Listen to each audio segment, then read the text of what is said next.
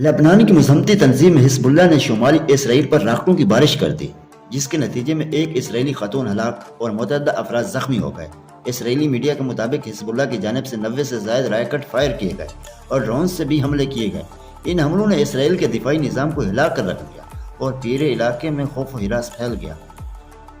امریکی میڈیا کا دعویٰ ہے کہ ایران ایٹمی ہتھیار نہ بنانے کی تمام ضمانتیں دینے کو تیار ہو گیا۔ ذرائع کے مطابق امریکہ اور ایران کے درمیان رابطے ہوئے ہیں، جس میں ایران نے پابندیوں کو خاتمے کی شرط پر معاہدہ پر آمادگی ظاہر کی ہے۔ ایران اب جنگ کے مکمل خاتمے کے لیے پائیدار تجاویز سننے کو تیار ہے، جو ایک بڑی سفارتی پیش رفت ثابت ہو سکتی ہے۔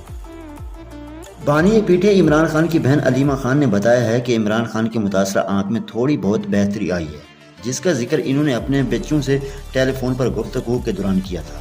علیمہ خان کا کہنا ہے کہ ہمیں ابھی تک مکمل علاج اور بہتری کی تفصیلات کا علم نہیں ہے اور خدشہ ہے کہ دوسری آنکھ بھی متاثر نہ ہو جائے۔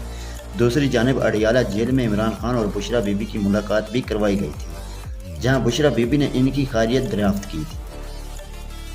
ترک صدر طیب ایردوان نے اسرائیل اور ایران کی جنگ پر بڑا بیان دیتے ہوئے کہا ہے کہ یہ صرف اسرائیل کی جنگ ہے، جس کی قیمت پوری 8 ارب انسانیت ادا کر رہی ہے۔ طیب ایردوان کے مطابق نتن یاہو اپنی بقا کے لیے قتل عام کر رہے ہیں، جس سے عالمی معیشت اور توانائی کی قیمتیں بڑھ رہی ہیں۔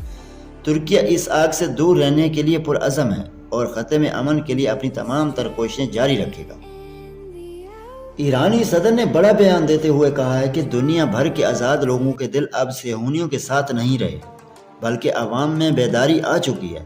ان کا کہنا تھا کہ پاکستان، ترکیہ، عراق اور مصر سمیت تمام عرب ممالک کی عوام امریکہ اور اسرائیل کے جرائم کے خلاف کھل کر نفرت کا اظہار کر رہی ہے۔ ایرانی صدر نے زور دیا ہے کہ خطے میں امن اور استحکام صرف آپسی تعاون اور قوموں کی مرضی کا احترام کرنے سے ہی ممکن ہے۔ قطر کا بڑا اعلان۔ قطری وزارت خارجہ کا کہنا ہے کہ ایران کا مکمل خاتمہ ممکن نہیں ہے، کیونکہ ہم ایک دوسرے کے پڑوسی ہیں اور ہمیشہ رہیں گے۔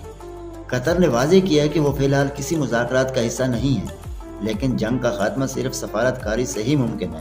انہوں نے خبردار کیا ہے کہ خلیجی خطے کی سیکورٹی نظام خطرے میں ہے اور قطر اپنی تنصیبات پر کسی بھی حملے کا بھرپور جواب دینے کا حق رکھتا ہے۔ اب وقت آ گیا کہ خطے میں امن قائم کیا جائے۔